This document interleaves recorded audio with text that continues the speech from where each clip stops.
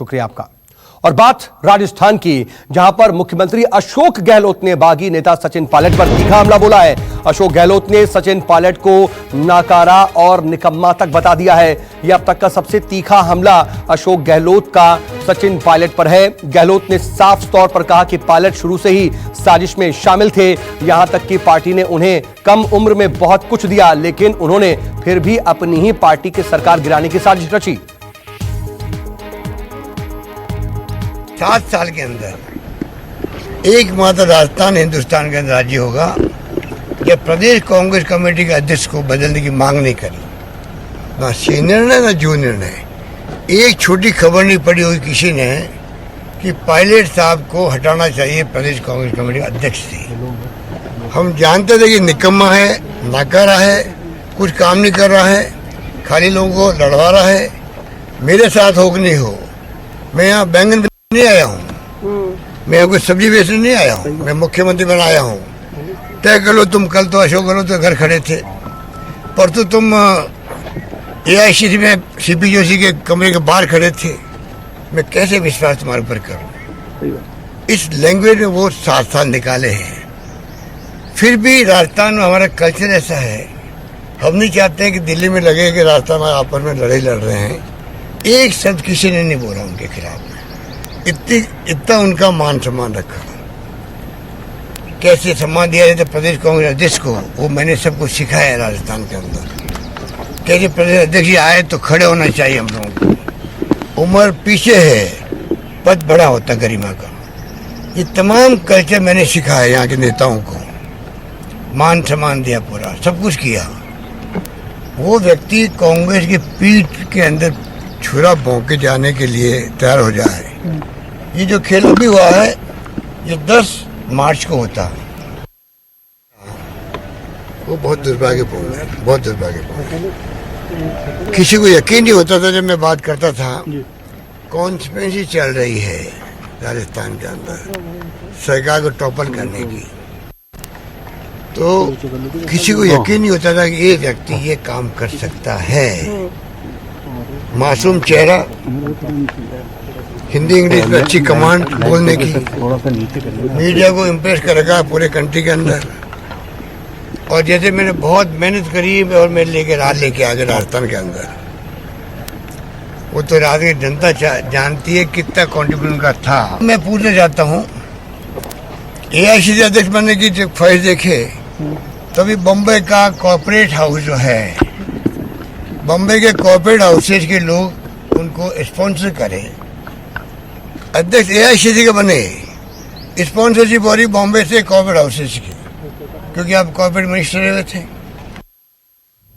तो बड़े आरोप अशोक गहलोत ने सीधे तौर पर सचिन पायलट पर लगाए हैं। इस वक्त मेरे साथ हमारे पॉलिटिकल एडिटर रमन कुमार मेरे साथ जुड़ चुके हैं। साथ ही लगातार जयपुर से जो पूरी स्थिति पर नजर बनाए हुए हैं KJ श्रीवास्तव मेरे सहयोगी, वो जुड़ चुके हैं। श्रीवास्तव, पहले मैं आपके पास आना चाह रहा हूं कि ये तो एकदम साफ हो चुका है कि पिक्चर अभी बाकी है। अब अदालत की दहलीज में ये पूरा मामला है, लेकिन अशोक गहलोत लगातार मुखर होते जा रहे हैं। सचिन पायलट पर उनका हमला तीखा होता जा रहा है।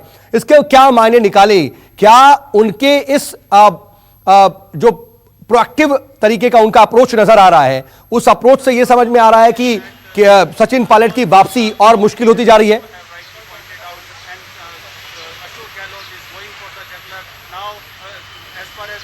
जी बिल्कुल, देखिए, अब सचिन पायलट की वापसी का शायद अब दूर दूर तक कोई संकेत भी नहीं है, क्योंकि अशोक गहलोत के आज का जो बयान आया उसमें साफ तौर पर कहा कि काफी वक्त से सचिन पायलट इस तरह के षड्यंत्र में थे।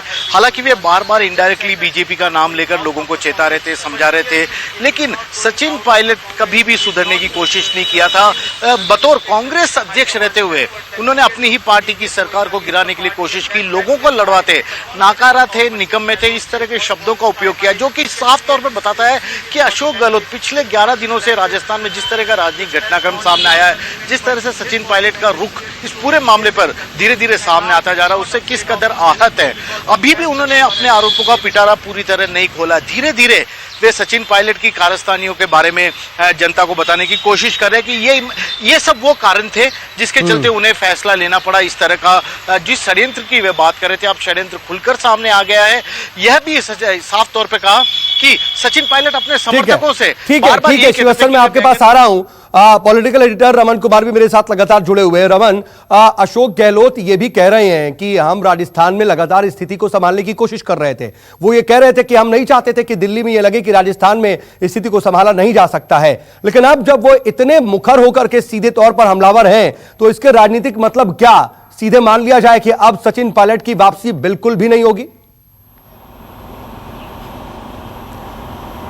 देखिए, अशोक गहलोत ने जिस तरीके से आरोप एक आरोप सचिन पायलट पर लगाया है, वो अपने आप में काफ़ी गंभीर आरोप है। उन्होंने कहा कि कॉरपोरेट फंड कर रहा है इस बगावत के लिए। उन्होंने कहा कि बीजेपी के नेताओं ने होटल बुक करवाया हुआ है या बीजेपी के नेता स्पॉन्सर्ड करवा रहे हैं। और जो पहले वो बात कह रहे थे कि बीजेपी के हाथों खेल रहे हैं सचिन पायलट और अपने विधायकों को लेकर गुमराह कर रहे हैं और राजस्थान में कांग्रेस पार्टी की सरकार गिराने की लगातार कोशिश कर रहे हैं। साथ ही साथ उन्होंने ये भी बात कही कि जब से वो प्रदेश अध्यक्ष है, एक बार भी उन्होंने उनको उनके पद से हटाने की मांग नहीं की, लेकिन वो जानते हैं कि सबसे नाकारा व्यक्ति सचिन पायलट है। यानी कि नाकारा इस सेंस में कि जो प्रदेश अध्यक्ष है, जिसके पास पूरे प्रदेश की कमान है कांग्रेस पार्टी की, वो अपने सरकार को गिराने के लिए साजिश रच रहा है, षड्यंत्र रच रहा है। ये आरोप अशोक गहलोत प्रदेश के मुख्यमंत्री की तरफ से या कांग्रेस विधायक दल के नेता की तरफ से लगाया जा रहा है।